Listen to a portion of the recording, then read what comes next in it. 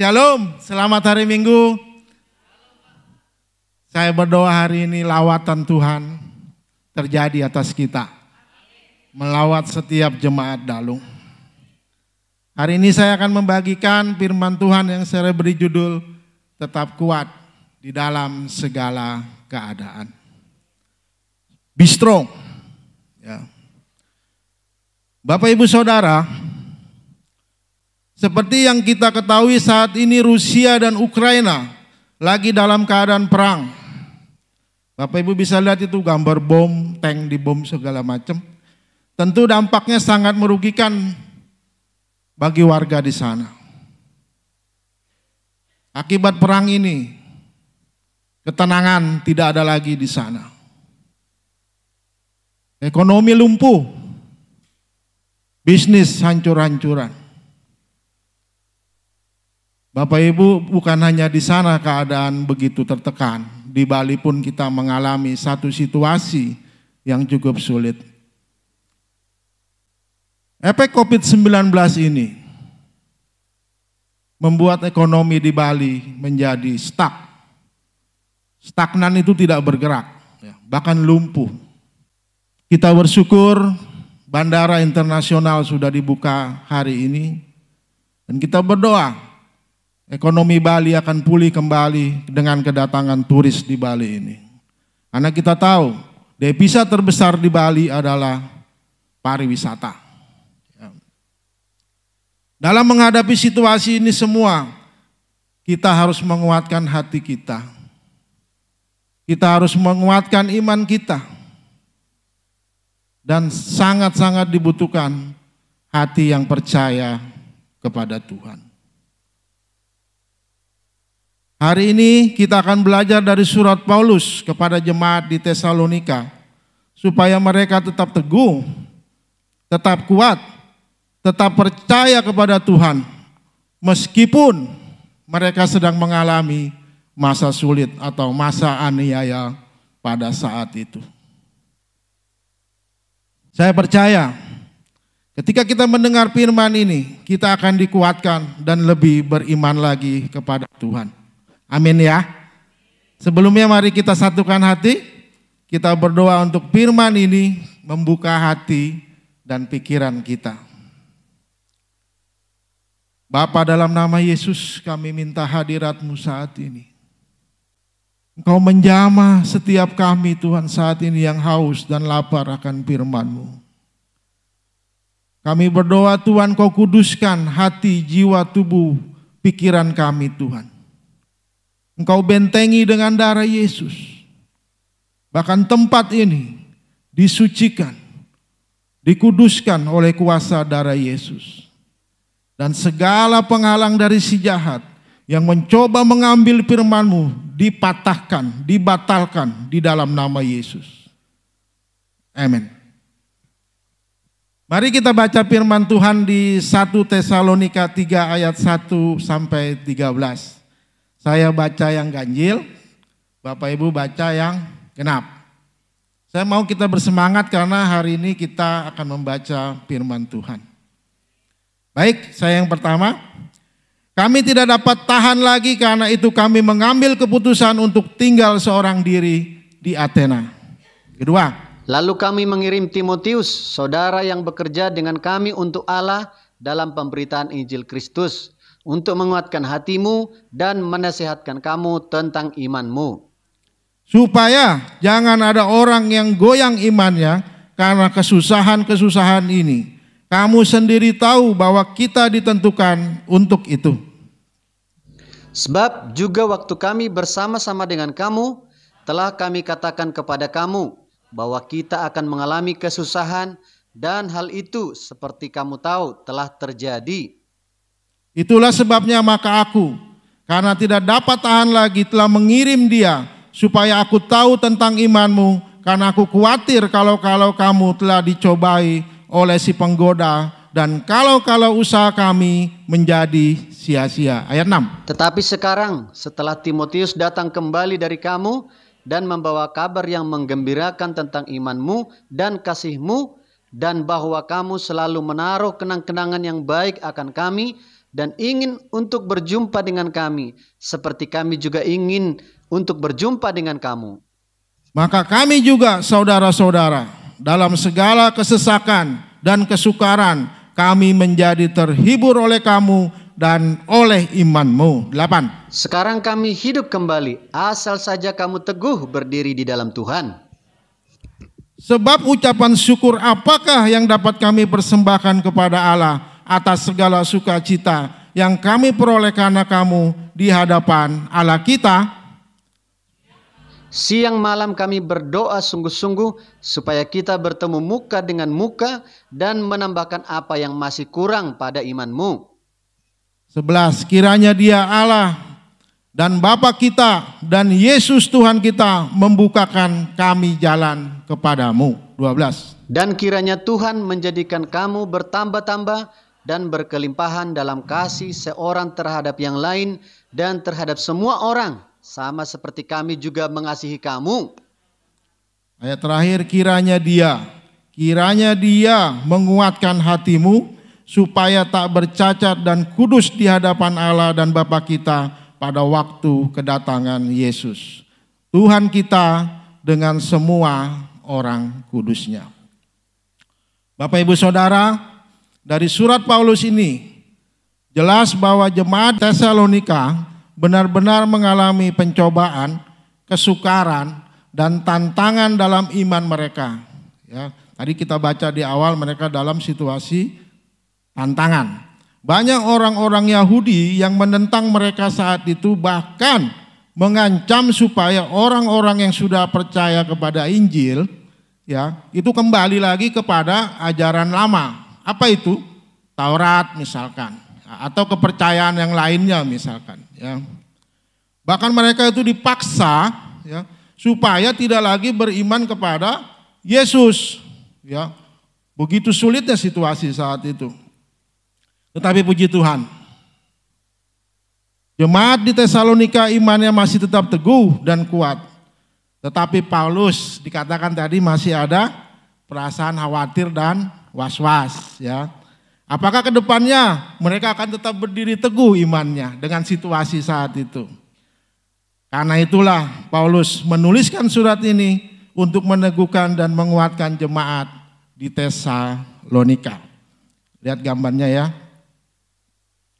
Dan saya percaya Bapak Ibu, dari nasihat Paulus di surat ini juga akan menguatkan dan meneguhkan iman setiap kita, jemaat Dalung Every Nation. Ya, amin. Ada 3 hal yang kita bisa belajar dari surat Paulus ini, supaya kita tetap kuat dan tetap teguh dalam segala keadaan. Yang pertama, milikilah partner. Ya, atau bahasa Indonesianya itu teman, ya, yang membangun hidup kita. Saya percaya setiap kita punya teman dalam hidup ini, baik di gereja ataupun di luar gereja. Kita baca di 1 Tesalonika 3 ayat 1 sampai 3. Kami tidak dapat tahan lagi, karena itu kami mengambil keputusan untuk tinggal seorang diri di Athena. Lalu kami mengirim Timotius, saudara yang bekerja dengan kami untuk Allah dalam pemberitaan Injil Kristus. Untuk apa saudara? Untuk menguatkan hatimu dan menasihatkan kamu tentang imanmu. Yang ketiga, supaya jangan ada orang-orang yang goyah imannya karena kesusahan-kesusahan ini. Kamu sendiri tahu bahwa kita ditentukan untuk itu. Jadi jangan mengira juga setelah kita terima Tuhan everything is okay gitu. Tentu akan ada ya seperti jalan gelombang ya dan sebagainya begitu. Karena Tuhan mengatakan ya memang sudah ditentukan begitu. Jadi Paulus tidak goyah, tidak putus imannya. Paulus mengirim Timotius ke Tesalonika di samping melihat keadaan jemaat. Saya percaya juga Timotius juga menguatkan iman dan mendoakan jemaat Tesalonika supaya tidak goyah iman mereka dan supaya tetap teguh imannya. Bapak Ibu, saya melihat betapa perlunya kita punya rekan atau partner sekerja. seperti Paulus yang punya teman sekerja yaitu Timotius. Paulus tidak menjadi seorang Superman. Dia tidak menganggap dirinya semua harus bisa dia handle. Ketika dia menghadapi situasi sulit, dia kirim Paulus untuk mengecek situasi jemaat di Tesalonika. Apakah mereka tetap bertahan? Apakah mereka tetap bertumbuh? Inilah salah satu contoh, janganlah kita berputus asa. Artinya kita perlu orang lain untuk saling membantu dalam penginjilan. Ya, dan saya sangat dibantu dengan setiap anggota net saya. Saya enggak merasa Superman, saya ketika tidak mampu saya akan minta bantuan kepada anggota net saya. Inilah kita perlunya teman sekerja. Rahasia kita menang dalam penginjilan sebenarnya adalah kita harus punya teman atau partner di dalam penginjilan. Ya. Nah, dari mana kita mendapat teman sekerja dalam penginjilan itu? Saya percaya begini ya. Kalau Pastor Roni, Ibu Mita, enggak ada tim yang membantu, ini akan sulit pertumbuhan jemaat terjadi. Ya. Demikian juga setiap ketua net, tanpa adanya anggota net yang mau terlibat, mengembangkan net ini supaya menjadi berduplikasi, ya enggak bisa begitu. Saya membutuhkan Ibu Yuli, saya membutuhkan Ibu Made, saya membutuhkan Pak Rudolf dan semuanya. Supaya net saya tahun ini menjadi berlipat ganda begitu. Ada amin ya Pak Rudolf. Tentu saja kita bisa dapat teman dari persekutuan atau dari net group kita. Kalaupun kita menghadapi tantangan dalam net group, janganlah kita sampai putus asa atau menyerah. Kita cari teman dan diskusikan dengan teman di net group kita gimana cari solusinya. Khusus untuk anak-anak muda. Ketika sedang bingung misalkan dalam ya urusan keluarga kah, kuliah, pekerjaan, bahkan dalam menentukan pasangan hidup. Dibutuhkan keberanian untuk bertanya kepada pemimpin yang sudah menikah misalkan. Dibutuhkan kepada orang yang sudah bekerja dalam pengalaman sehingga ketika saudara mengambil keputusan tidak terjadi salah langkah. Ya. Mungkin kalau dalam hal pekerjaan it's okay begitu ya, bisa diulang lagi begitu. Tahun depan, oh ini aku gagal deh. Tapi kalau mencari keputusan itu salah, seumur hidup Bapak Ibu. Saya nggak bisa bayangin kalau salah mengambil keputusan seorang istri atau seorang suami, waduh nangis tiap malam itu. Ya, nangis bisa dah. Ya. Jadi gitu ya anak-anak muda ya, tanya ke Pastor Roni atau ke Ibu Mita. Kalau mereka sibuk bisa tanya ke saya. Ya, atau pemimpin lainnya. Mari kita baca di Galatia 6 ayat yang kedua. Bertolong-tolonganlah menanggung bebanmu, demikianlah kamu memenuhi hukum Kristus. Bertolong-tolonganlah. Firman Tuhan di Galatia 6 ayat 2 ini menegaskan kepada kita bahwa sebagai anak Tuhan kita harus saling menolong. Kita menolong tentu bukan untuk mendapat balasan atau supaya dilihat orang lain, tetapi semata-mata adalah untuk memenuhi hukum Kristus. Ada amin Bapak Ibu Saudara. Saling tolong menolong. Saya punya seorang teman, ini ada kesaksian sedikit. Ini waktu itu rumahnya hendak disita oleh pihak bank. Karena dia tidak bisa membayar cicilan. Dan dia begitu stres karena rumah yang ditawar itu sangat murah harganya. Ketika diambil dia nggak akan mendapat uang sedikit pun. Ya seperti begitulah pihak bank ya.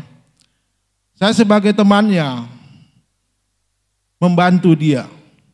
Memberikan jalan keluar. Saya cari pembeli supaya rumah ini bisa laku begitu. Dan puji Tuhan rumah ini laku lebih dari harga yang diberikan pihak bank. Apa sih artinya?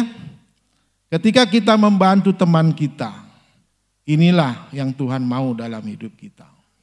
Punya rasa empati. Punya rasa menolong atau belas kasihan.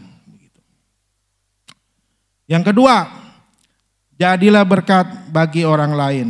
Mari kita baca di 1 Tesalonika 3 ayat 7 sampai ke 8. Ayat 7 saya baca. Maka kami juga saudara-saudara dalam segala kesesakan dan kesukaran, kami menjadi terhibur oleh kamu dan oleh imanmu. Sekarang kami hidup kembali asal saja kamu teguh berdiri di dalam Tuhan. Dikatakan Paulus diberkati oleh pertumbuhan jemaat Tesalonika dan terhibur hatinya. Mengapa Paulus merasa diberkati dan terhibur hatinya? Paulus menjadi kuat dan bersemangat karena penginjilannya tidak sia-sia. Dalam situasi sulit ternyata jemaat di Tesalonika tetap kuat imannya di dalam Tuhan dan tetap teguh. Juga tidak menjadi goyah. Saya garis bawahi di sini ya, di ayat 8 ini. Tetap teguh asal saja jemaat Dalung berdiri di dalam Tuhan. Tetap teguh asal saja jemaat Dalung berdiri di dalam Tuhan. Bapak Ibu Saudara, Paulus terhibur oleh karena iman jemaat Tesalonika yang tetap bertumbuh. Bahkan dikatakan Paulus merasa hidup kembali. Asal saja imanmu teguh. Paulus tidak merenungi keadaannya pada saat itu. Dia bahkan terhibur dan hidup kembali imannya ketika jemaat di Tesalonika bertumbuh. Saya percaya seperti Paulus, Pastor Roni, Pastor Robi, juga tim kepemimpinan di Dalung ini akan merasa senang dengan segala permasalahan yang kami hadapi, asalkan jemaat ini bertumbuh, kami akan bersuka cita. Begitu ya, Pastor? Amin. Ya, itu poinnya. Kita harus meniru jemaat di Tesalonika yang sudah menjadi berkat buat Paulus. Karena mereka tetap teguh. Paulus menjadi semangat di dalam Tuhan, menjadi kuat di dalam Tuhan. Begitu juga sebaliknya, Paulus juga menjadi berkat bagi jemaat di Tesalonika. Kenapa saudara? Karena Paulus membawa berita Injil kepada jemaat Tesalonika sehingga mereka bisa menjadi umat yang diselamatkan. Dari percaya kepada hal-hal yang bukan dari Tuhan, Paulus menarik mereka percaya kepada Yesus saja. Inilah yang Paulus lakukan dan kita harus mencontohnya. Ada kesaksian sedikit dari saya. Bertahun-tahun saya memimpin net group di Sading. Cukup lama saya memimpin di sana, mungkin hampir 8 tahun atau bagaimana saya lupa. Saat itu situasi yang saya hadapi sangat sulit. Karena saya habis sakit, usaha saya bangkrut, dan itu memang cukup sulit situasi ekonomi saya saat itu. Tetapi saya memutuskan untuk tetap memimpin di sana. Untuk melayani menjadi ketua net dengan setia, apapun halangannya. Cuman punya motor doang Bapak Ibu, motornya tua lagi. Itu kan jalan ke Sading, jalannya naik tuh, kadang gimana gitu. Perjuangan ya. Ya. Tapi karena saat itu anggota net saya begitu haus dan lapar akan firman Tuhan. Itulah yang membuat saya tetap setia Bapak Ibu. Dan saya percaya Tuhan menyertai net saya itu pada waktu itu. Ya. Kenapa? Ada orang anggota saya yang divonis dokter tidak akan bisa punya anak. Kita berdoa bersama-sama. Tahun berikutnya dia punya anak Bapak Ibu Saudara. Ya.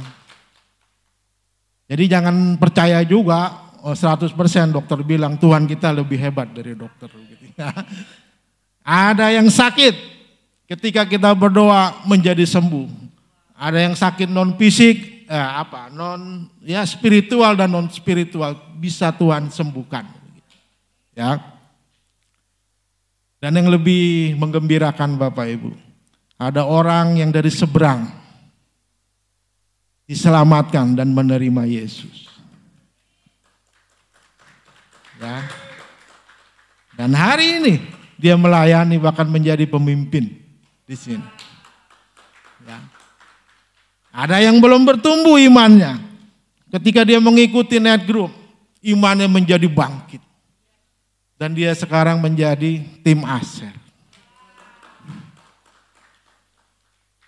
Inilah yang dirasakan Paulus dalam segala situasi. Saya melihat buah yang dihasilkan.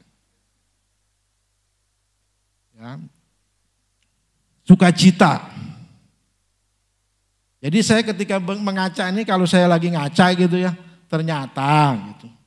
Saya ini ternyata bisa loh dipakai Tuhan. Jadi saya ini enggak membawa seperti ya kata-kata yang melemahkan semangat mereka, enggak. Saya mencoba membawa firman Tuhan dan mereka dipulihkan. Begitu juga dengan Ibu Made. Yes. Saya percaya Bapak Ibu Saudara juga bisa melakukan hal yang sama seperti Paulus dan Timotius serta jemaat Tesalonika yang menjadi berkat buat banyak orang. Ada amin ya Bapak Ibu Saudara? Yes. Pak Rudolf, tahun ini engkau akan membawa jiwa-jiwa. Amin. Ya, mari kita baca di Mazmur 84 ayat yang ke-8. Tuhan berfirman, mereka berjalan makin lama semakin kuat, hendak menghadap Allah di Sion. Bapak Ibu, sewaktu kita berjalan di dalam Tuhan, kita akan semakin kuat, bukan semakin lemah.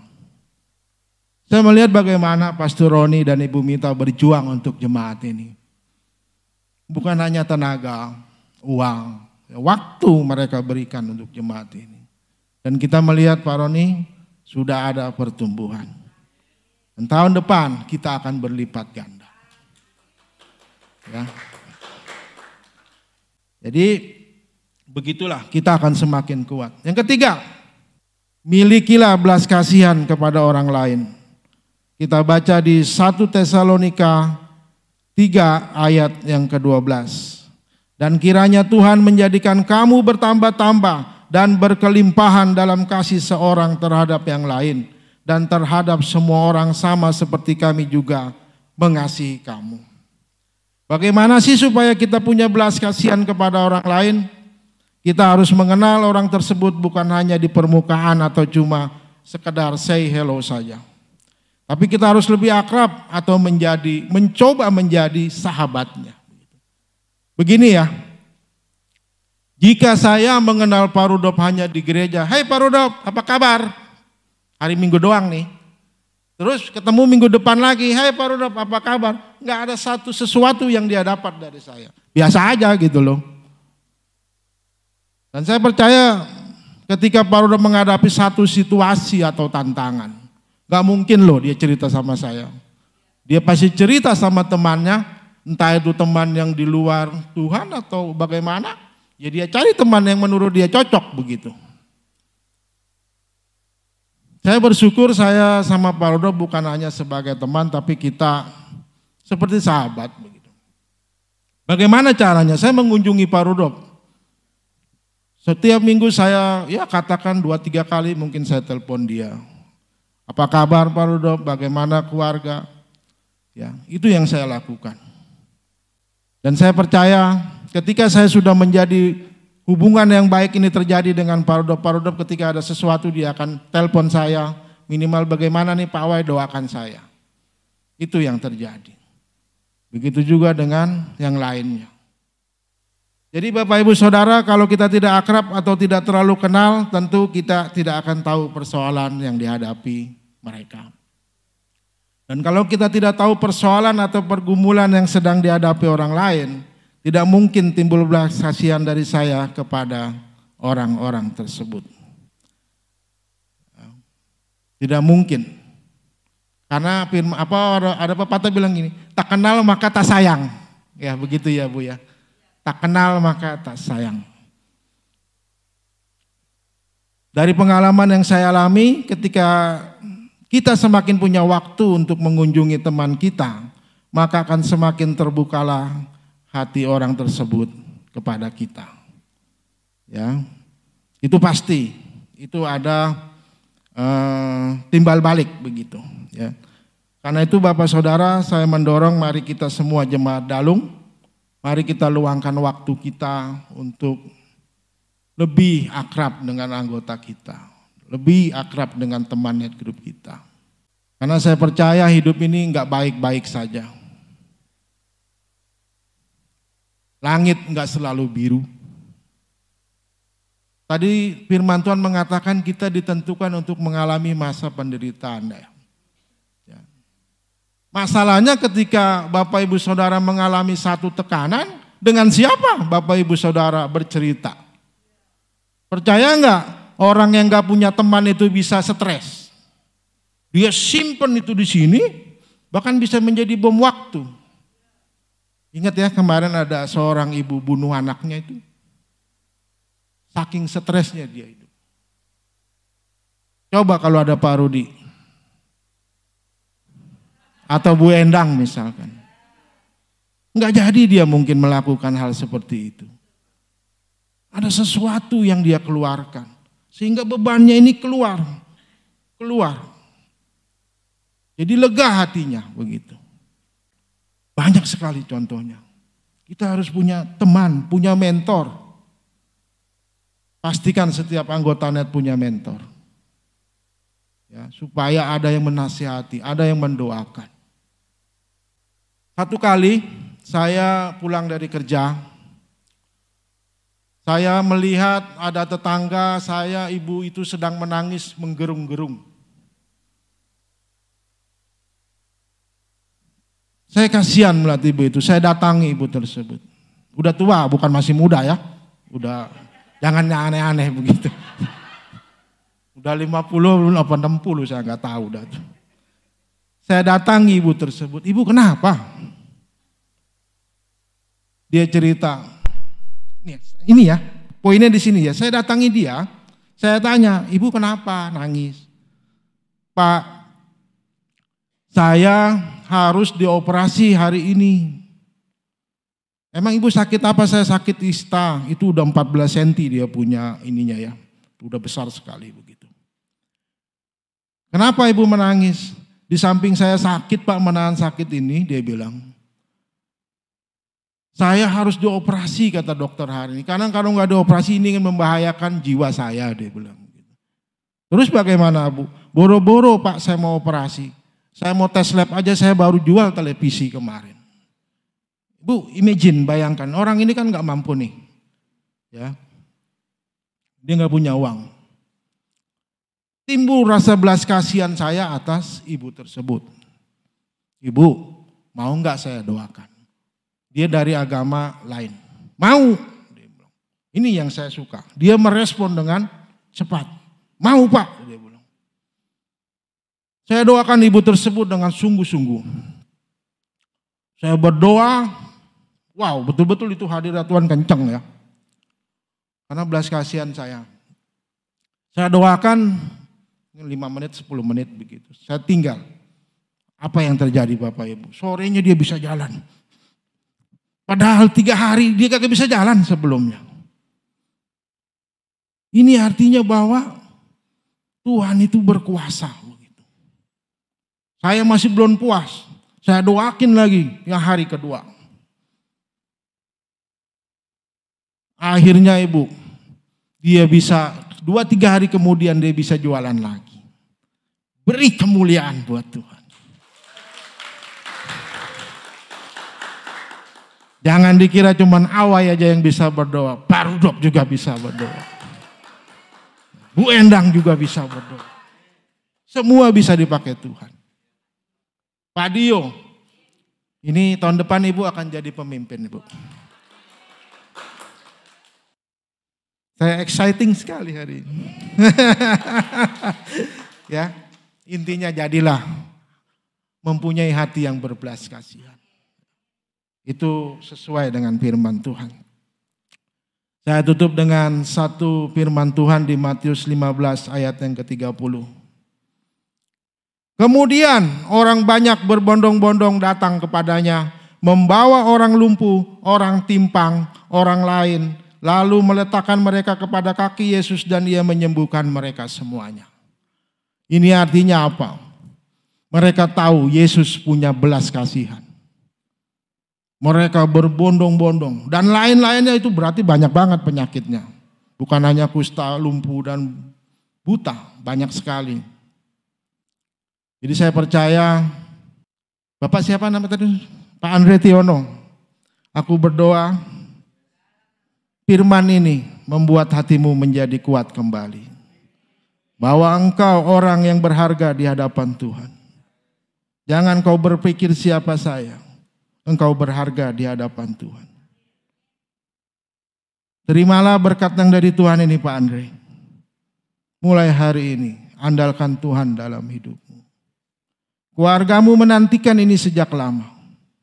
Istrimu, anak-anakmu menantikan engkau untuk berbuah. Untuk menjadi seorang yang takut akan Tuhan. Dan memperhatikan keluargamu. Tuhan, aku berdoa Pak Andre diberkati. Pemulihan terjadi. Pemulihan 100% terjadi dalam kesembuhannya. Di dalam nama Yesus Tuhan. Amin. Jadi milikilah belas kasihan seperti Yesus. Ada amin Bapak Ibu Saudara? Saya percaya firman ini membangkitkan iman kita hari ini. Terima kasih, Tuhan Yesus memberkati.